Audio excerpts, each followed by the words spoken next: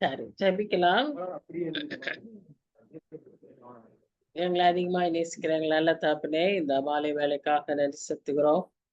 இதோ வந்திருக்கிற மக்களுக்காக நாங்கள் நன்றி செலுத்துகிறோம் சுவாமி. இன்னும் வர இருக்கிற மக்களையும் சீக்கிரமாய் அழைத்து வரோம். தகப்பனே, இந்த நேரத்துல நாங்க தியானிக்க இருக்கிற இந்த 30ஆம் அதிகாரத்தை நீர் ஆசீர்வதியும். வாழ்க்கையின் மூலமாக நீர் எங்களோடு பேசுகிறீர். அதற்காக நாங்கள் நன்றி செலுத்துகிறோம்.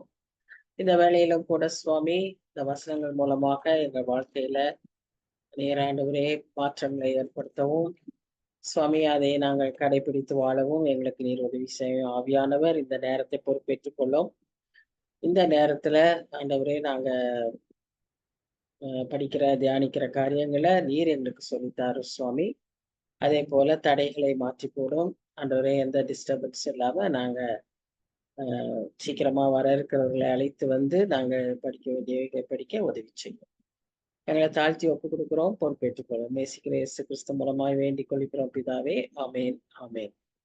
விஜயா இன்னும் காணோம். சரி, எனவே நாம ஸ்டார்ட் பண்ணிடலாம், டைம் ஆயிடுச்சு. நீங்க வந்திருக்கிறீங்க, உங்களுக்காக நன்றி. Welcome to the study.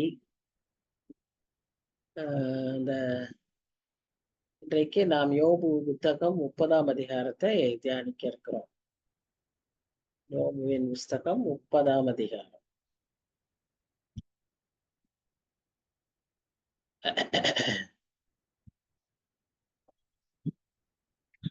இப்ப யோபு, இந்த அதிகாரமும் யோபு வந்து ஆண்டவர்கிட்டையும் மற்றவர்கிட்டையும் முறையிட்டு கொண்டிருக்கிற ஒரு அதிகாரமா தான் இருக்கு. இதுலயும் ஒரு சில காரியங்களை நம்ம கற்றுக்கொள்ள முயற்சிக்கலாம். இப்ப எடுத்தோன்ன முதல் 4 வசனங்கள், அதுக்கு பின்பும் கூட அவர் பேசுகிற காரியம் என்னன்னு பாத்தீங்கன்னா, அவருக்கு அவரோடு கூட இருக்கிற அந்த ஜனங்கள், சுற்றி இருக்கிற அந்த ஊர் ஜனங்களை பத்தி இப்ப பேசுறார். இதுவரைக்கும் கொஞ்சம் அவருடைய நண்பர்களை பற்றி பேசிக் கொண்டிருந்தார். இப்போ அவரோட கூட இருக்கிற அவருடைய ஊர் ஜனங்களை பற்றி அவர் பேசுறார். அப்படி சொல்லும்போது அவர் சொல்றாரு, இங்க இருக்கிற இப்ப இருக்கிற யங்ஸ்டர்ஸ், யூத், இளவயதானவர்கள், அவர்களுக்கு யோபுவை பத்தி ஒண்ணுமே தெரியாது இல்லையா? எப்பவுமே இன்னைக்கும் கூட நம்ம சர்ச்சஸ்ல இருக்கிற எல்டர்ஸை பத்தி அங்க இருக்கிற சின்னவங்களுக்கெல்லாம் ஒண்ணுமே தெரியாது. அவங்க எவ்வளவு கஷ்டப்பட்டாங்க, அவங்க எவ்வளவு உண்மையா இருந்தாங்க, அவங்க என்ன நல்லது செஞ்சாங்க, அதெல்லாம் தெரியவே தெரியாது. அதனாலதான் சுதந்திர தினத்துல எல்லாம் கூட நம்ம என்ன பண்றோம், அந்த தியாகிகளுடைய அவர்களை அவர்களை அழைத்து அவர்களை பற்றி பேசி அப்படியெல்லாம் செய்றோம். இது ரொம்ப அவசியம். ஏன்னா அந்த ஜெனரேஷன்ல செய்தது அடுத்த ஜெனரேஷனுக்கு தெரியாது. இன்னைக்கு நம்ம வீட்டுல கூட நம்ம தாத்தா பாட்டிகள்லாம் எப்படி விசுவாசத்தோட இருந்தாங்க, அவங்க என்ன செஞ்சாங்க, இல்ல ஒருவேளை அவங்க வேற இன்னும் விசுவாசத்துல வராம இருந்தவங்க, அவங்க எப்படி முதல்ல வந்தாங்க, இதெல்லாம் நம்மளுடைய சின்ன பிள்ளைகளுக்கு நம்ம சொல்லி தரணும். இல்லைன்னா அவங்களுக்கு அவங்களோட முக்கியத்துவமே புரியாது.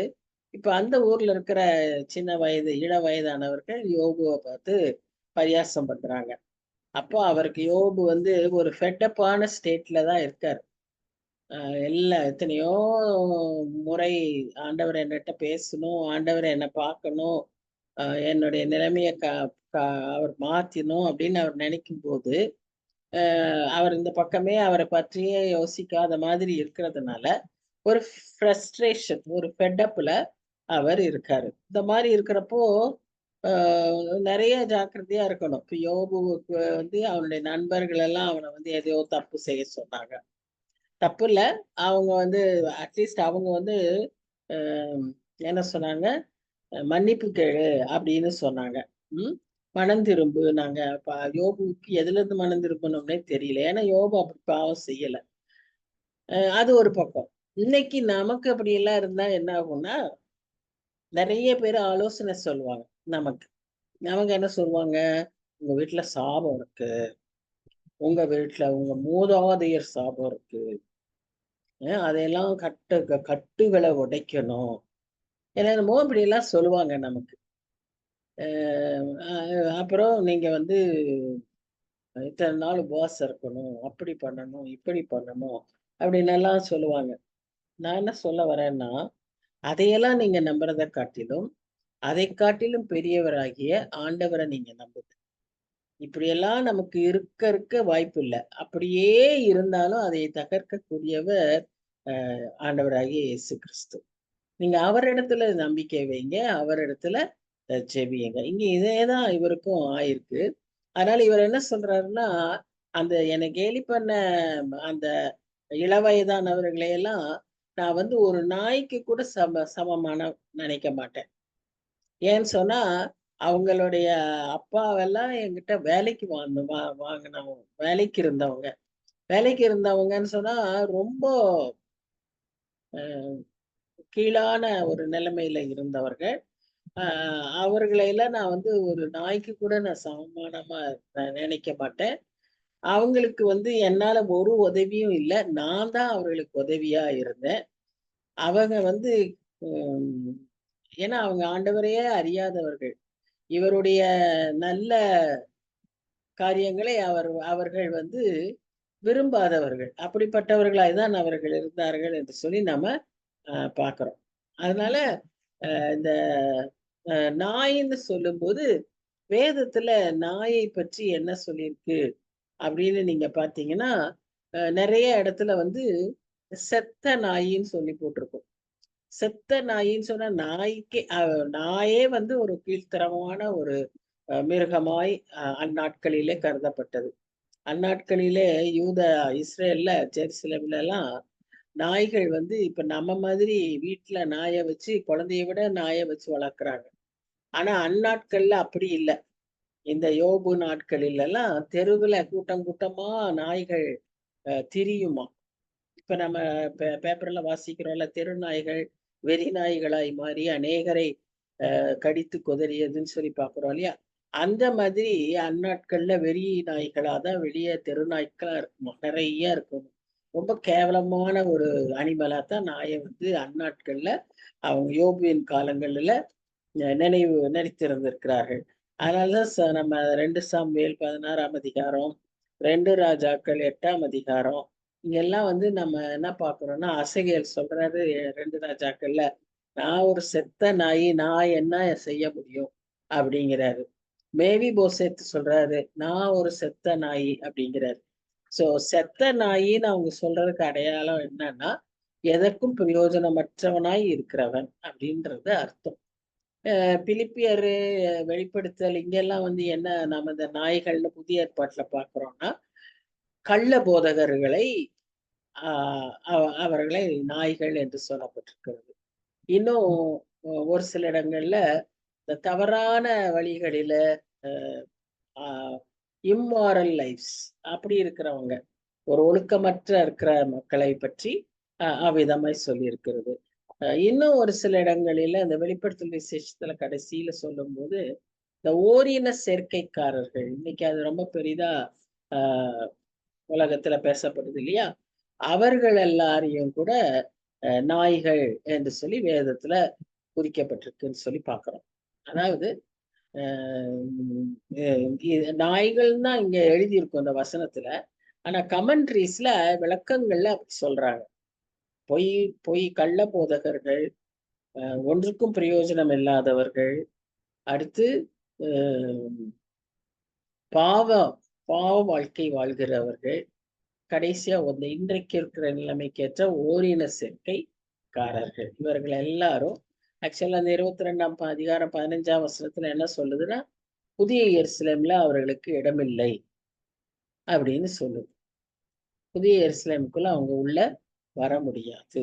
வெளிய தான் அவங்க வெளிய நிப்பாங்க. உள்ள வர முடியாது. அப்படின்னு அங்க போட்டிருக்கு. ஸோ, அ அப்படிப்பட்ட ஒரு கேவலமான ஒரு நிலைமையில தான் அந்த மக்கள நான் கருதுவேன். அவங்கலாம் இன்னைக்கு என்ன வந்து கேலி பண்றாங்களே! அப்படின்னு வருத்தப்படுறாரு. அப்புறம் அ இன்னும் அடுத்த 4 வசனத்திலயும் அதே தான் சொல்றாரு. என்ன சொல்றாரு?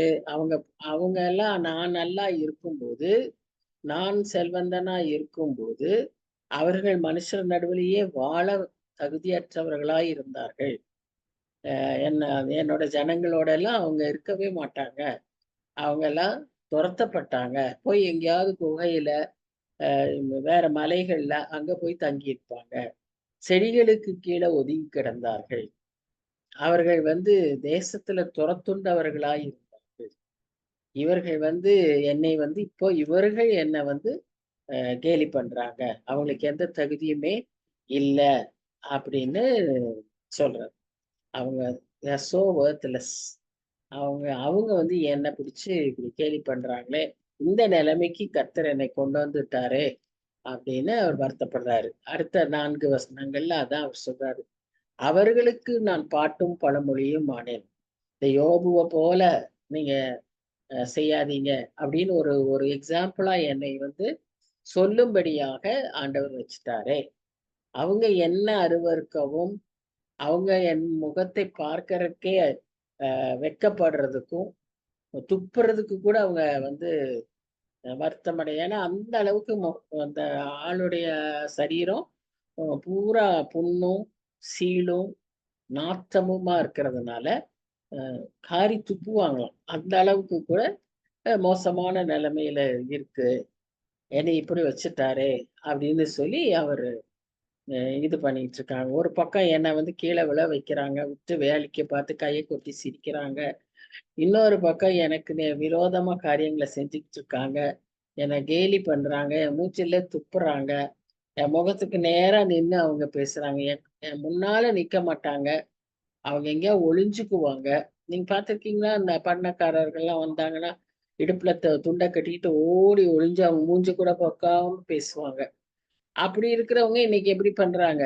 வந்து அவர்கிட்ட அவரை துப்புறதும், அவரை பற்றி பேசி கேலி பண்றதும், இப்படி ஒரு பப்ளிக் ஹியூமிலியேஷனுக்கு என்னை கொண்டாந்துட்டாரே ஆண்டவர் அப்படின்னு சொல்லி அவர் ரொம்ப வருத்தப்படுறாரு. ஏன்னு சொன்னா இவருக்கு மரியாதை எதுவுமே இல்லை. இவருக்கு செல்வம் இல்லை. இவருக்கு சொல்லிக்கொள்ள ஒண்ணுமே இல்லை. பிள்ளைகள்ல நஷ்டம், வாழ்க்கையில தோல்வி ஆயிட்டாரு, தோத்து போயிட்டாரு. அதுவும் இல்லாம அவருக்கே வியாதி வந்துருச்சு.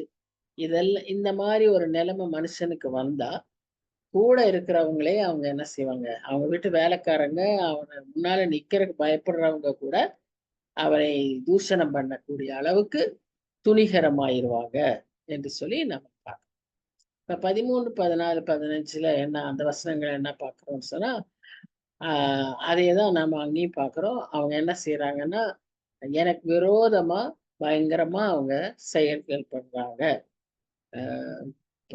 என்னுடைய ஆபத்தை இன்னும் இன்னும் இன்க்ரீஸ் பண்ணிக்கிட்டே இருக்காங்க.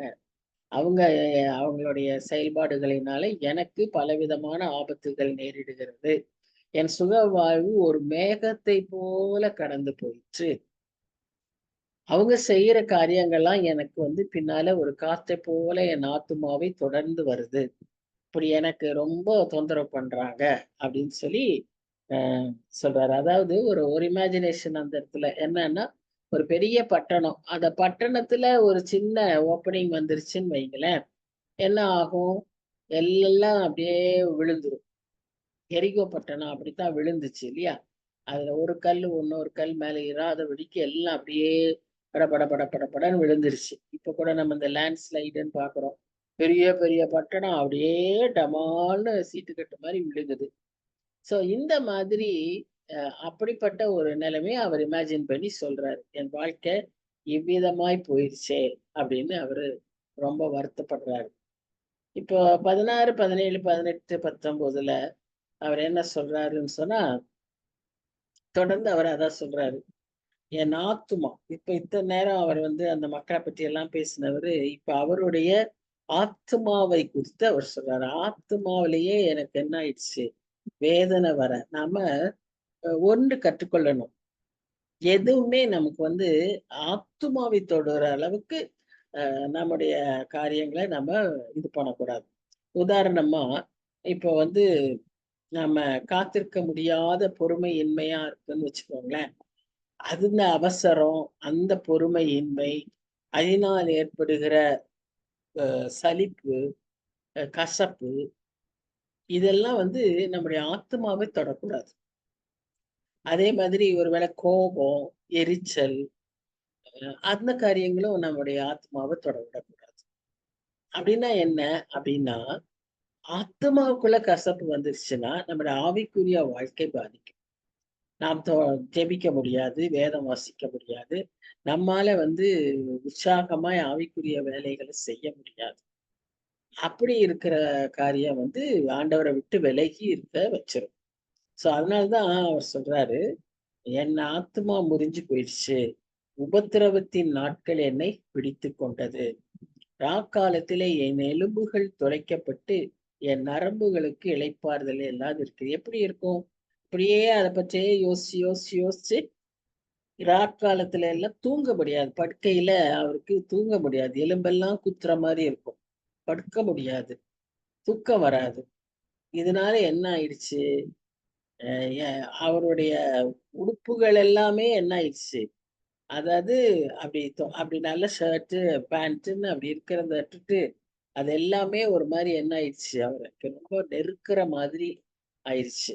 "சேற்றிலே தள்ளப்பட்டேன். தூளுக்கும் சாம்பலுக்கும் ஒப்பானேன்." யாரும் தள்ளல. அவரும் சேற்றுல விழுகல. ஆனா அவருக்கே ஒரு அருவருப்பு. தன்மேல் ஒரு அருவருப்பு. அது வெளிப்புறமான சரீர பிரகாரமானதல்ல. ஆத்துமாவில ஏற்பட்ட ஒரு பாதிப்பு. அப்ப அவருக்கே அவரைப் பற்றிய ஒரு அருவருப்பு. அவருக்கு ஒரு ஒரு ஒரு மதிப்பில்லாத தன்மை. இந்த விதமான ஒரு வேதனைக்குள்ளாக அவர் இருக்கிறதை நாம் பார்க்கிறோம். இந்த இந்த இடத்துல இந்த வசனங்கள்ல மாத்திரம் அவர் சொல்ற முக்கியமான ஒரு காரியம் என்னன்னா, அந்த வேதனை ஆத்தும வேதனை. சரீர வேதனை இல்லை. இதுவரைக்கும் அவர் பேசிட்டு இருந்தது சரீரத்த பற்றி எல்லாம் பேசிட்டு இருந்தார். ஆனா இங்க அது ஆத்தும வேதனையா இருக்கு. இப்ப இதுல இருந்து அவர் தப்பிச்சு கொள்ளணும்னு சொன்னா 2டே வழிக தான் இருக்கு. ஒண்ணு என்ன அப்படின்னு சொன்னா, ரொம்ப நல்லவனா மாறி ஆண்டவருக்கு ஆண்டவர் அவரை கவனிக்கும்படியா இவர் மாறணும். 1. 2வது ஆண்டவர்ட்ட கெஞ்சணும். ஆசீர்வதியும் சுவாமி, என்னை விட்டுறாதீங்க. உம்முடைய உம்முடைய தூண்டல்ல நான் இருக்கணும். என்னை கைவிட்டுறாதீங்க அப்படின்னு ஜெபிக்கணும். இப்ப இது 2ல யோபு எது செய்ய முடியும்? 2வது தான் செய்ய முடியும். ஏன்னா நமக்கு நல்லா தெரியும். எந்த கிரியையுமே ஆண்டவரை நாம அ அ ஆண்டவரிடத்திலிருந்து நமக்கு ஆசீர்வாதமோ, ஃபேவரோ வாங்கிக்க முடியாது. நம்முடைய சுய கிரியைகள் எதுவுமே அவரை திருப்திப்படுத்தாது. அவருடைய சித்தப்படி நம்ம நாம அந்த காரியங்கள செய்யும்போது தான். ஏன்னா நாம என்ன காரியம் செய்யணும்னு அவர் ஏற்கனவே தீர்மானிச்சிருக்காருன்னு சொல்லி, நம்ம பிலிப்பியர் 2ஆம் அதிகாரத்துல வாசிக்கிறோம். நாம் செய்ய வேண்டிய நற்செய்கைகள், நாம் செய்ய வேண்டிய நல்ல காரியங்கள் எல்லாம் கூட ஏற்கனவே ஆண்டவர் முன்குறித்து திட்டமிட்டு வைத்திருக்கிறார். நாம நினைச்சுக்கிறோம், இப்ப நம்ம ரொம்ப நல்ல காரியங்கள செஞ்சுகிட்டு இருக்கோம்னு. நாம அத செய்யல. நம்மை செய்ய ஆண்டவர் வைக்கிறார். ஏன்னா, அவர் அதற்கான சூழ்நிலைகளை ஏற்கனவே உருவாக்கி வச்சிருக்கார். இதுதான் உண்மை. அப்போ நாமா எதையாவது செஞ்சோமானா, அது ஆண்டவர திருப்திப்படுத்த முடியாது. அது காயினுடைய அ காணிக்க மாரி தான் இருக்கும். கர்த்தர் அதை அங்கீகரிக்க மாட்டார். நாம சுயமா எதையோ ஒண்ண செஞ்சாட்டு, அது ஆண்டவருக்கு பிரியம்னு நம்ம சொல்ல முடியாது. ஆண்டவருடைய திட்ட பிரகாரம், அவருடைய நோக்கத்துல, அவருடைய சித்தத்துல தான் நாம செய்யணும். இப்போ 20, 21, 22, 23 இந்த வசனங்கள்ல நம்ம என்ன பார்க்கணும்னா, உம்மை நோக்கி கூப்பிடுகிறேன், நீர் எனக்கு மறு உத்தரவு கொடாதிருக்கு. இதுதான் இப்போ அவருக்கு இந்த ஆத்தும வேதனையில அவர் கதர்றார். என்னன்னா, நான் உம்மை நோக்கி கூப்பிடுறேன், நீர் எனக்கு இப்ப இயேசு கிறிஸ்துவே சிலுவையில அந்த ஒரு பிரிவுல, ஆத்தும வேதனையில அவர் எப்படி கதறினாரு? என் தேவனே, ஏன் என்னை அவர் கைவிடல. ஆனா அந்த பிரிவு அவருக்கு அப்படி ஒரு அ ஜெபத்தை செய்ய வைத்தது. அது மாரி தான் இப்ப யோபுவும், "நீரே எனக்கு மறு உத்தரவு கொடாதிருக்கிறீர். நான் கெஞ்சி நிற்கிறேன். என்மேல் பாராமுகமாய் இருக்கிறீரே. என்மேல் கொடூரம் உள்ளவராக மாறினீரே. உம்முடைய கரத்தின் வல்லமையால் என்னை விரோதிக்கிறீர். நீர் என்னை தூக்கி என்னை காற்றிலே பறக்கவிட்டு, என்னை பயத்தினால் உருகிப் போகப் பண்ணுகிறீர். சகல ஜீவாத்துமாக்களுக்கும் குறிக்கப்பட்ட தாவரமாகிய மரணத்துக்கு என்னை ஒப்புக் கொடுப்பீர் என்று அறிவேன்." கடைசியா அவர் எதுக்கு வந்துட்டாரு? மரணத்துக்கு வந்துட்டாரு. என்னை இப்படி எல்லா விதத்திலும் என்னை வந்து தாக்கிக்கிட்டே இருக்கிறீரு. என் தூக்கி பறக்க விடுறீரு. என்னை வந்து விரோதிக்கிறீர். என் மேல் பாராமுகமாய் இருக்கிறீர். எனக்கு பதில் சொல்லாம இருக்கிறீர். இப்படின்னு அவர் தன்னுடைய வேதனையில அந்த ஆத்ம தவிப்புல அவர் கர்த்தர் இடத்துல பேசுறார். ஆனா எது பேசும்போதும் அவருடைய முக்கிய நோக்கம் என்னன்னா, கர்த்தர் தன்னுடைய அருகாமைய, அவருடைய பிரசன்ஸ அவருக்கு கொடுக்காம இருக்கிறது. இப்போ நமக்கு தெரியல. நமக்கு வந்து ஆக்சுவலா நாம அதை இழக்கும் போதுதான் அதனுடைய இதை நம்ம புரிஞ்சுக்க முடியும். நாம இப்ப எல்லாரும் நம்ம கண்ண முன்னா ஜெபிக்க முடியுது. நமக்கு வேணும்னு ஆண்டவரை நினைக்கணும்னா உடனே நினைக்க முடியுது. நமக்கு உடனே ஆராதிக்க முடியுது. அதனால அதனுடைய இழப்பை பற்றி நமக்கு தெரியல. ஆனா அவங்கெல்லாம் அந்த மாதிரி ஒரு வேதனையில அவன் இருக்கும்போது ஆண்டவர்கிட்ட இருந்து அவன் பிரிக்கப்பட்டவனா இருக்கிறதுனால அந்த தவிப்புல அந்த அந்த ஆத்தும தவிப்புல அவரால தாங்க முடியல. அதனாலதான் அவர் திரும்ப திரும்ப இந்த மாதிரி எதேதோ சொல்லிக்கிட்டே இருக்காரு. எனக்கு நீ பாராமுகமா இருக்கிறீர், செவி கொடுக்க மாட்டேங்கிறீர், நான் உம்மோடு கூட எப்படி நெருங்கி இருந்தேன், இப்ப ஏன் என்னை கைவிட்டீர், என்னை தூக்கி அடிக்கிறீர், அப்படியெல்லாம் இமேஜினேஷன் வருது அவருக்கு. கர்த்தர் என்னை விட்டு தூரமா போயிட்டாரு, கர்த்தர் என்னை தூக்கி வீசிட்டாரு, இப்படின்னு அவருக்கா அந்த ஒரு ஆத்தும தவிப்புல அவர் அதை பேசுவார். உங்களால அதை புரிஞ்சுக்க முடியுதுன்னு நினைக்கிறேன். ஒருத்தர் அப்படி அந்த மாதிரி ஆண்டவரோட இருந்துட்டு அப்படி ஒரு நெருக்கத்துல இருந்துட்டு அப்படி தூக்கி வீசப்பட்ட மாதிரி இருக்கிற ஒரு நிலைமைய அவரால தாங்க முடியல. அப்போ அவரு என்ன சொல்றாருன்னா திரும்ப இப்ப வந்து அவர் என்ன சொல்றாருன்னா அவருடைய நியாயத்தை சொல்றாரு. நீர் என்னை இந்த அளவுக்கு தூக்கி வீசி என் முகத்தை பார்க்காம எனக்கு வந்து பதில் சொல்லாம இருக்கிறதுக்கு நீங்க சங்கீதக்காரன் சொல்வார் பார்த்துக்காங்க. 69ஆம் சங்கீதத்துல ஒரு வசனம் இருக்கும். ஆண்டவரே என் தேவனே உம்முடைய கிருபையை என்னை விட்டு விலக்காமலும் என் ஜெபத்தை தள்ளாமலும் இருக்கிறதற்காக நான் நன்றி சொல்றேன் அப்படின்னு இருக்கும். அப்போ அந்த மாதிரி அதுதான் கிருபை. அதுதான் ஆண்டவர் வச்சிருக்கிற நம்மகிட்ட இருக்கிற அருகாமை. நம்ம ஜெபத்தை அவர் தள்ளுறது இல்ல. அவருடைய கிருபையை நம்மை விட்டு விலக்கல. ஆனா இங்க இவர் அந்த தவிப்புல இருக்கிறதுனால அவருக்கு என்ன தோணுது? ஆண்டவரே நான் யாரையும் இப்படி கொடுமைப்படுத்தலையே. யாராவது தவிச்சுட்டு இருந்தாங்கன்னா அவங்களுக்காக நான் என்ன செய்யறேன்? அழுவேன். துக்க நாள்ல இருக்கிறவனுக்கு அழுவேன். எளியவனுக்கு உதவி செய்வேன். அவனுக்கு நன்மைக்கு அவனுக்கு எல்லாம் நான் செய்வேன், நன்மை செய்வேன். இப்படி இருக்கிற எனக்கு ஏன் நீங்க இப்படி செய்றீங்க? நான் அந்த மாதிரி இல்லையே. நான் எல்லாருக்கும் உதவி செய்யறவனா இருந்தேனே. நான் நன்மைக்காக காத்திருந்தா எனக்கு போய் நீங்க தீமையை கொடுத்துட்டீங்களே. எனக்கு ஒரு வெளிச்சம் வரும், விடிவு வரும்னு பார்த்தா இருளா வந்துகிட்டே இருக்கே. உபத்திரவ நாட்கள் என் மேல் வந்ததே அப்படின்னு சொல்லி அவர் வந்து அழுகிறார். ஏன்னு சொன்னா ஒருவேளை நீர் வந்து இப்படி எல்லாம் தப்பு செஞ்சவனுக்கு நீர் கொடுத்தீங்கன்னா பரவாயில்ல. யாராவது துக்கத்துல இருக்கிறவங்களுக்கு உதவி செய்யாம கஷ்டப்படுறவங்களுக்கு உதவி செய்யாம அவங்களோட சேர்ந்து அழுகாம அவங்களோட ஆறுதல் சொல்லாம நான் இருந்திருந்தோம்னா எங்களுக்கு இந்த நீங்க கொடுக்கலாம். ஆனா நான் எல்லாவற்றையும் அப்படி நான் செய்யறேன். நான் அப்படிதான் செஞ்சு வந்திருக்கிறேன் இது வரைக்கும். நான் எல்லாருக்கும் உதவி செஞ்சிருக்கேன். எல்லா ஏழை எளிய மக்களுக்கு நான் அவங்களுக்கு நல்ல வாழ்க்கையை தந்திருக்கேன். நான் கஷ்டப்படுறவங்களோட கஷ்டப்பட்டிருக்கேன். சந்தோஷமா இருக்கவங்க சந்தோஷமா இருக்கேன். துக்கமானவங்களுக்கு நான் துக்கத்தை விசாரிச்சிருக்கேன்.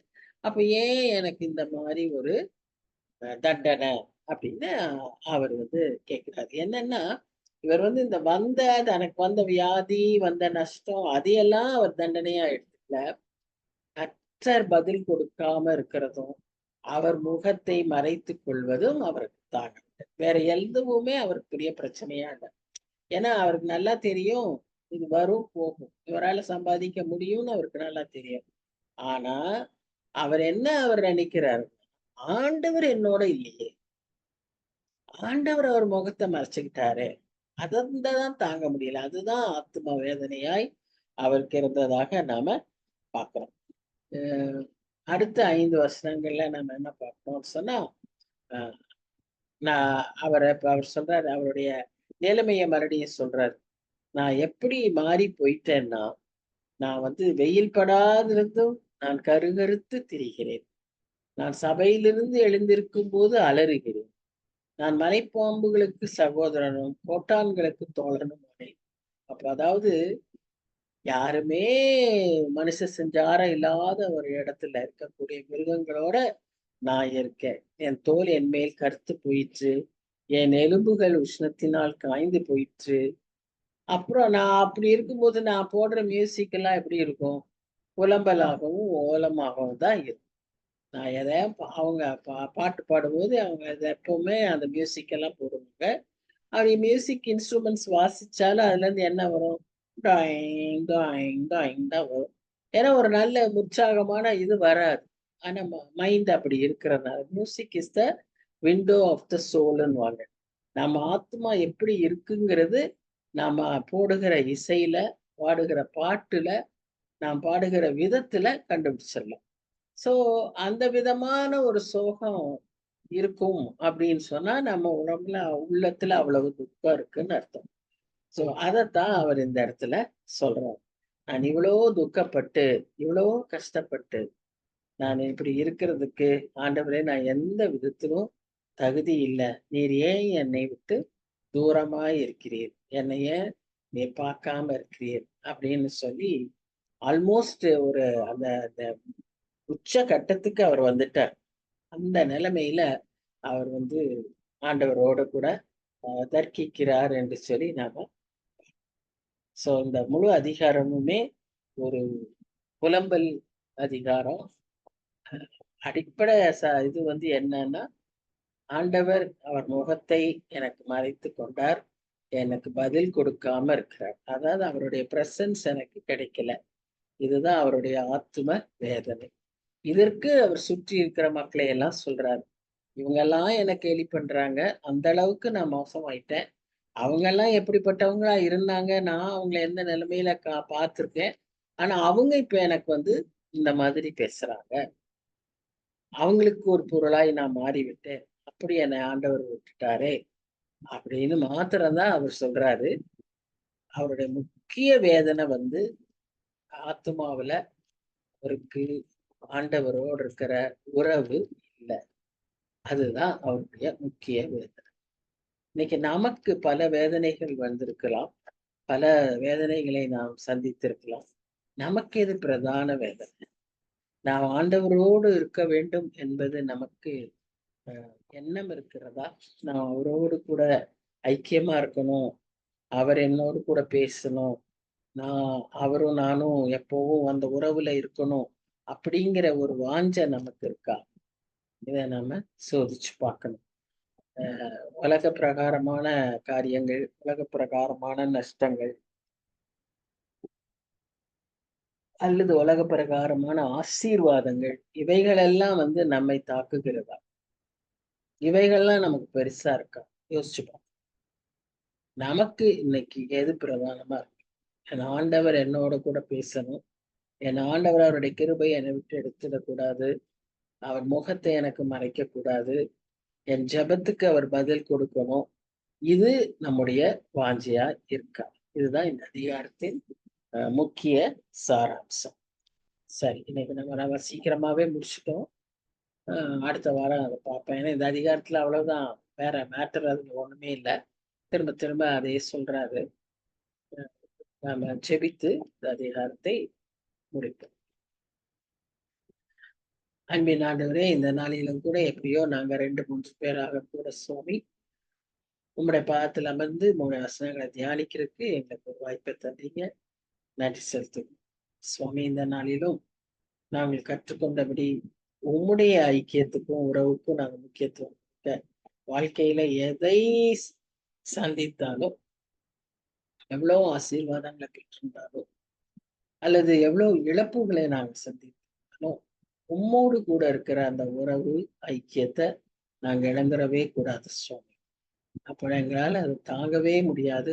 யோபு எவ்வளவு தவிக்கிறார் என்று சொல்லி நாங்கள் அந்த மாதிரி நாங்க ஒருபோதும் உம்மால் கைவிடப்படாத நிலைமையில எப்பொழுதும் ஆண்டவரை உம்மை பிடித்து கொண்டவர்களாய் வாழ செய்யும். நாங்க யாரிடத்தில் போவோம் சுவாமி? எங்களுடைய காரியங்களை எல்லாம் நாங்க உம்மிடத்துலதான் சொல்ல முடியும். நாங்க சொல்லும் போது நீர் எங்களுக்கு எல்லாவற்றையும் ஆசீர்வாதமாய் நன்மையாய் மாற்றி கொடுக்கிற தேவனாய் இருக்கிறீர். நீ செய்கிற காரியங்களுக்கு நாங்க விட்டு கொடுக்க, ஆண்டவரே நீ செய்கிற கொடுக்கிற ஆசீர்வாதங்களை முழுமையாய் சுதந்திரிக்க, ஆண்டவரே அதற்கென்று காத்திருக்க எங்களுக்கு உதவி செய்யும். இப்படிப்பட்ட நேரங்களில தான் ஆண்டவரே எங்களுக்கு பலவிதமான தவறான ஆலோசனைகள், ஆண்டவரே எங்களை பின்னிழுக்கிற காரியங்கள், ஆண்டவரே எங்களை வழி விலக செய்கிற காரியங்களை பிசாசு கொண்டு வருவான் என்பதை நாங்கள் உணர்ந்து அதிக ஜாக்கிரதையோடு வேதத்தின் வசனத்தினாலும் ஆட்டுக்குட்டியின் ரத்தத்தினாலும் நாங்கள் ஜெயிக்கிறதற்கு வல்லவர்களாகும்படி எங்கள் ஒவ்வொருவரையும் தகுதியாக்கும்படியாய் ஜெயிக்கிறோம். எங்களுக்கெல்லாம் அந்த ரட்சிப்பை காத்துக்கொள்ள எங்களுக்கு உதவி செய்யும். அதை நாங்கள் மற்றவர்களுக்கு அறிவிக்க எங்களுக்கு உதவி செய்யும் சுவாமி. அப்பதான் அந்த ரட்சிப்பு எங்களுக்குள்ளாக உறுதிப்படும் என்று சொல்லி நாங்கள் பார்க்கிறோம். அவ்விதமாய் ஆண்டவரே நாங்க அவ்விதமாய் இருக்க எங்களுக்கு உதவி செய்யும். தப்பரே நாங்க ஒருபோதும் மற்ற காரியங்களுக்கு முக்கியத்துவத்தை கொடுத்து உண்மை நாங்கள் ஒதுக்கி விடாதபடி காத்துக்கொள்ள வேண்டுமாய் செல்கிறோம். எங்களுடைய குடும்ப காரியங்கள், வீட்டின் காரியங்கள், ஆண்டவரே இந்த மற்ற காரியங்களில நாங்க உண்மை ஆண்டவரை பிரதானப்படுத்தாதபடிக்கு நாங்க இருந்து விடாதபடி காத்துக்கொள்ளும்படியாக நோக்கி நாங்கள் செபிக்கிறோம். நாளிலும் ஆண்டவரே விஜயா வரல, காரணம் தெரியல சுவாமி, ஆசீர்வதிங்க. அவங்களுக்கு நல்ல சுகத்தை பலத்தை கட்டளையிடுங்க. அவங்க குடும்பங்களிலும் அவங்க தேவைகளிலும் நீர் கூட இருந்து ஆசீர்வதி. வெளியே ஆண்டவரே சர்ச்சில் போயிருக்கிற அந்த மக்களுக்காக நாங்கள் செபிக்கிறோம். அவருடைய பிரயாணங்களில் நீ மட்டும் நீர் கூட இருந்தீர். தொடர்ந்து திரும்பி வரும்போது பத்திரமான பிரயாணத்தை நீர் தந்து ஆசீர்வதிக்கும்படியாய் செபிக்கிறோம். கூட சென்றிருக்கிற பியூலாவுக்காகவும் விஜயலாவுக்காகவும் அதிகமாக செபிக்கிறோம். காத்துக்கொள்ளுங்க சுவாமி, நல்ல சுகம் பலன் தந்து ஆசீர்வதிங்க. அதே போல ஆண்டவரே இங்க வந்திருக்கிற ஷீலாவுக்காகவும் எஸ்தருக்காகவும் நாங்கள் செலுத்துகிறோம். ஆண்டவரே அநேக நாட்களுக்கு பிறகு எஸ்தர் வந்திருந்தாலும் மகளை ஆசீர்வதிங்க. அந்த வாஞ்சியை கனப்படுத்துங்க. குடும்ப தேவைகளை சந்திங்க. ஆண்டவரே நீர் ஆசீர்வதித்து வருகிறீர், காரியங்களை மாற்றிக்கொண்டு இருக்கிறீர். அதற்காக நன்றி செலுத்துகிறோம். இன்னும் நன்மைகள் செய்ய உண்மை நோக்கி பார்க்கிறோம். ஷீலாவும் வெளியே சென்றிருக்கிற காரியங்களில கூட இருந்து பிரயாணங்களை ஆசீர்வித்து அவர்களும் சந்தோஷமாக ஆண்டவரை சென்ற காரியத்தை முடித்து வர உதவி செய்யும். எப்பொழுதும் நாங்கள் உமக்கு பிரியமாய் நடக்க எங்களுக்கு நீர் சுவாமி. உமக்கு எதெல்லாம் பிரியம்னு சொல்லி நாங்க வேதத்துல ஆராய்ந்து பார்த்து நாங்க உமக்கு பிரியமாய் நடந்து விட எங்களுக்கு உதவி செய்ய உமை நோக்கி நாங்க ஜெபிக்கிறோம். எங்களை நாங்க தாழ்த்தி ஒப்பு கொடுக்கிறோம். நீர் பொறுப்பேற்றுக் கொள்ளும் சுவாமி, வழி நடத்தும். நேசிக்கிற இயேசு கிறிஸ்து மூலமாய் வேண்டிக் கொள்கிறோம் பிதாவே. ஆமேன், ஆமேன். So thank you. Thank you. பத்திரமா போயிட்டு பத்திரமா வாங்க. சரிங்க. வெள்ளிக்கிழமை சென்னை போறாங்க ஆண்டி. வெள்ளிக்கிழமை சென்னை போறாங்க ஆண்டி. அப்ப அடுத்த மண்டே வரமாட்டீங்களோ? இல்லைங்க ஆண்டி, சண்டே வந்துருவாங்க ஆண்டி. சரி சரி, சண்டே ரிட்டர்ன் வந்துருவாங்க. சரி, ஜெபிக்கிறோம். அண்ணா பொண்ணு டெலிபோன் ஆயிட்டாங்க ஆண்டி. அதான் சரி கொஞ்சம் வெளியே வந்திருக்கேங்க. சரிங்க, சரி சரி சரி, ஓகே ஓகே, சரிங்க, சரி, ஓகேங்க, ஓகே. Esther, thank you. எஸ்தர்.